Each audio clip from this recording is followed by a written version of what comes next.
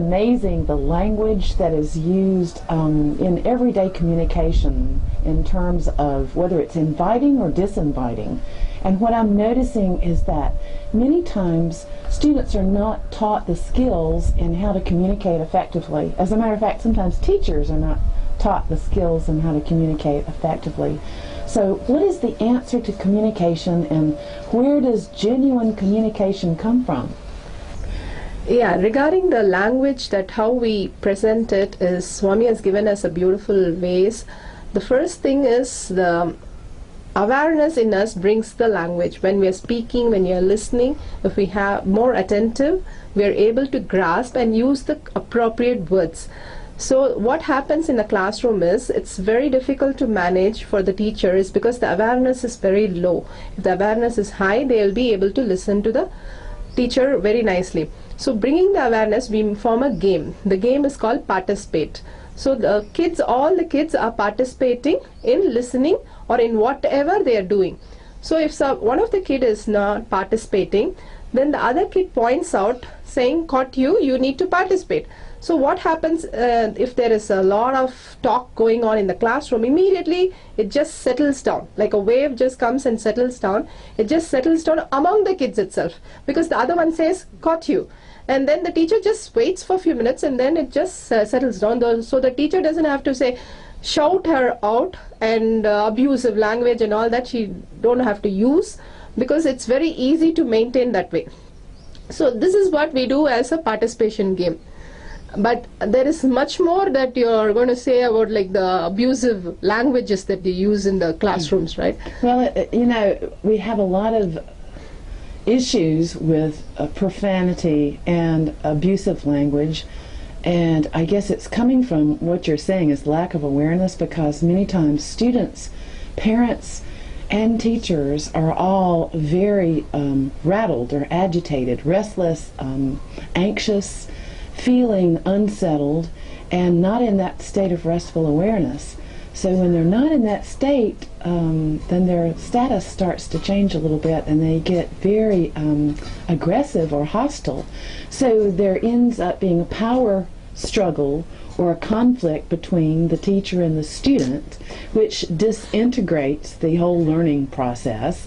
Then the teacher brings in the parent, and they have a conference about the fact that the student is not being appropriate, when really the whole situation is not appropriate, because the teaching and the learning framework or mental framework is not producing the type of results that it needs to produce. So what is the source of profanity? We do one more thing also. We talk about, we show them the video of Dr. Emoto, where he shows how the crystals are formed. Because we say one positive word, how our body crystals are formed, and how we say a negative word, how our body crystals are formed. So what we do is, we do a small experiment. We ask them to take mustard seed and do as an experiment, planting in small cups. We all place the cup in one side as anger and the other side as love. So we go to this anger, and whenever the kids get upset, we ask them to shout at the plants, thinking their names are going to be written on each one. So each cup will have their name, and the kids shout at them, and then whenever they are feeling like hugging and overflowing love, they'll go overflow into this side of love.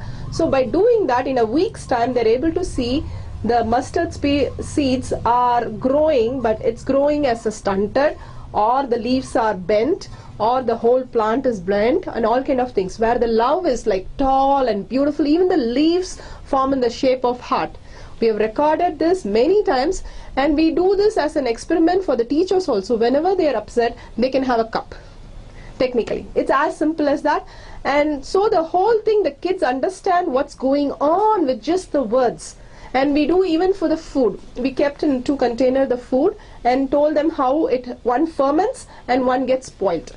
So the words have so much power on food, on the surrounding leaves and trees and stones and everything. So they say, oh my God, it's going to hurt me more than anybody. The minute they utter a word, it's going to reflect their inner space. So once they understand this, seeing the live picture of what's happening to the plant, they just withdraw and say, okay, I'm angry, but I'm going to compassionate note with you, then they go like, I love you, I hug you. No, they want to use only their anger, but they have to use positive words. So it becomes like praising the other kid with all their expression. It's so fun to see all these ideas coming up from the kids when they say, I love you.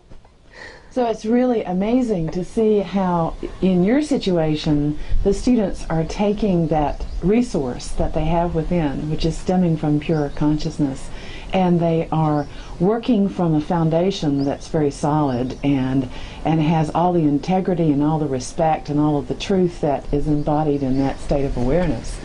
Unfortunately, the state of conflict, or the state of conflicted life, is the status quo in the situation where most Western teachers and principals and students and parents are functioning.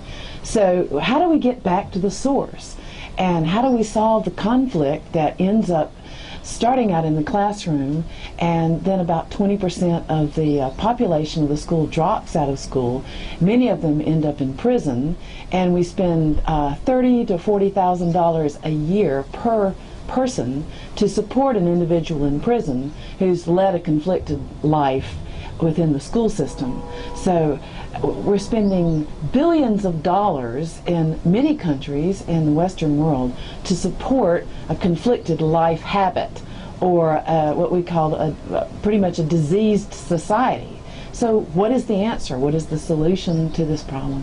See, basically what happens, it starts with saying a bad word, or starts with telling the mom something bad, or the teacher. But what happens, the reaction to that is the mom really shouts back, and they'll understand, okay, if somebody says a bad word, you shout back, you become violent. So the teacher again shuts down, says, don't talk this, you'll be out of the school. So they put them into a shell where they don't know what to do, or they shout and suppress the whole thing. So these are the things. So what happens to the kid is, they start manipulating the whole situation. They start lying. They think lying is so nice that we can get out of the whole problem. So once they start lying, it becomes very difficult for them to get out, because it's a fear.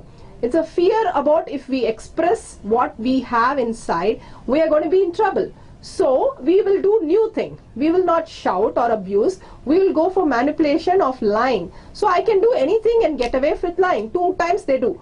Then they understand, oh my God, if I don't belong here and if this is my strength, I'll start acting very nice and acting very cool. That way nobody will catch me, but they land up in bigger problems, land up in bigger mess, and then they're going to jail and other places. But the whole thing is, if they understand who is at the problem, their own inner space. If they manipulate, it's their inner space they are manipulating, not other person. This is the key. Again and again, it's the inner space which they are manipulating. They're lying to the sincerity of themselves. Being sincerity to yourself, it's being a freedom. If you're not sincere to yourself in every moment, then you're manipulating your whole life. So each time we do that, we get caught in that manipulation, thinking it is easy and cool. But actually each step is going away from ourselves, and the sincerity breaks. And each time we just say, okay, let go. Why you should pick this? If they find any rubber, we just put it in the bag. I mean, eraser or a pencil, they just put it in the bag, because it's no problem. We just say, anybody ask? I got it from the shop. That's all, as simple as that. But what happens in the small, every time we start building, we become insincere to ourselves.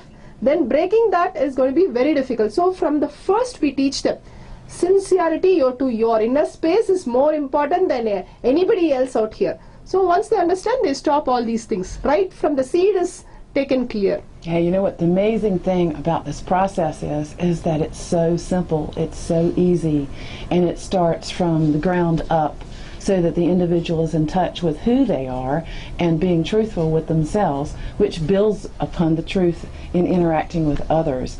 And to start this in a developmental sense early on in life with children, so that they are stabilized in pure consciousness, stabilized in the truth of who they are. Then they make choices based on an internal locus of control versus an external locus of control. And unfortunately, a prison system is an external locus. The whole concept of crime and punishment is based on individuals externally controlling you. So this is about being in your driver's seat and creating an educational system around that.